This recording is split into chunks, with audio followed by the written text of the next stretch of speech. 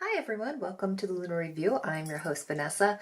So on April 25th we have a conjunction in the sky, and that is between the planet Venus and Saturn. And a conjunction is one of the most powerful, strongest aspects in astrology. It is the combination of two planets coming together and completely merging into a more powerful force than either of the two planets were before they merged. So Venus is that planet of love, beauty, and pleasure. She makes an excellent diplomat, mediator, and she's charming and graceful. She she can say things in such an alluring way that we just want to agree with her, that she is really easy to pay attention to. And she really wants harmony and she wants fairness for everyone involved. So she also rules over relationships, our values. It's how we give and receive pleasure. It's about what brings us peace, joy, and happiness. And she has got dominion over all things that bring us gratification, satisfaction, glee, happiness, joy. So that includes the fun stuff like romance and beauty and poetry and music, art, leisure, fine clothes and silks and dripping in diamonds and gold bracelets. It's rich dinners and good wine. And Venus acts very, lovingly and amicably, and she's very social. However, on the shadow side, Venus can also be very self-centered and very self-focused and really only wants to focus on what is bringing her pleasure and can become cranky when that doesn't happen. So we have the planet of Venus conjuncting with Saturn, and it's a really interesting combination because Saturnian qualities and the Saturnian personality is really completely at odds with what Venus represents. He is the god of discipline, order, and structure. He represents a wisdom that is very hard earned. Where we find Saturn in our charts is where we will find limits and obstacles and hard things that we have to do. It's there that we learn a respect for our limits. It's where we have to feel them. We have to feel their burden. And then is it only possible that we can begin to break free or exceed these limits. So he is first and foremost concerned with limits, obstacles, and hurdles. Well, what do you need to overcome those? You need maturity, you need effort, and you need hard work. And he is all about long-term goals.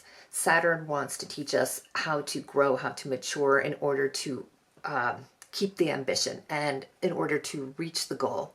He's the god of karma, and karma is basically saying that your past actions will decide your fate in the future.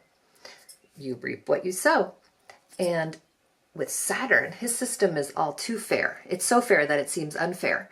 You plant the seeds at the right time. Then you get fruit when the season comes around. You don't plant. That means when the season comes around, you don't get fruit. However, sometimes you do the right thing at the right time and it still doesn't work out. And Saturn's hand is in this too. He is behind this as well. He is teaching us another lesson that sometimes things don't work out no matter how well we plan, and the lesson is you just have to keep going. You just have to buck up, you have to mature, you have to grow, and you cannot succumb to melancholy and sadness and just give up. That you actually have to keep going too. There's no defeatism, and you just have to find this courage within yourself to keep going. So it's basically one huge maturing process. He is the Grim Reaper. He reminds us that all things that live and breathe, they eventually die. That everything on the planet goes from dust to dust. So he is a reminder that we are subject to the laws of time and to the material world, and that there are no shortcuts or lucky breaks. With Saturn, there's only punishment and reward. Saturn genuinely wants to reward us, but only after massive effort is put into it. And this includes effort and persistence and stamina. So then we have Venus. Venus, she loves pleasure. She loves leisure. She strives for harmony at all costs sometimes. So when these two come together, at best, Saturn can bring the discipline, the structure, and the hard work needed to put the artistic vision that is Venus into sharp focus, and to give her stamina, and to allow her to use her creative abilities to make something tangible and something functional, something that adds value to this world. So Saturn can turn beautiful ideas into reality. The work will probably be hard, but it could be the toughest job you ever love. You could, just feel with this transit, you could just feel really good about yourself because you're putting forth such an effort.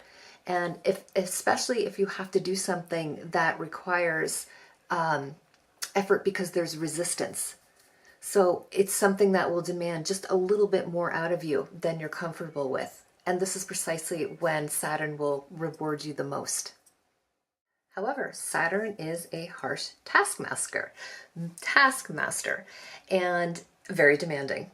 So there's a good chance that there could be some criticism regarding your talents, or you might have to take a very critical look at yourself and how you're doing things or how you're coming across.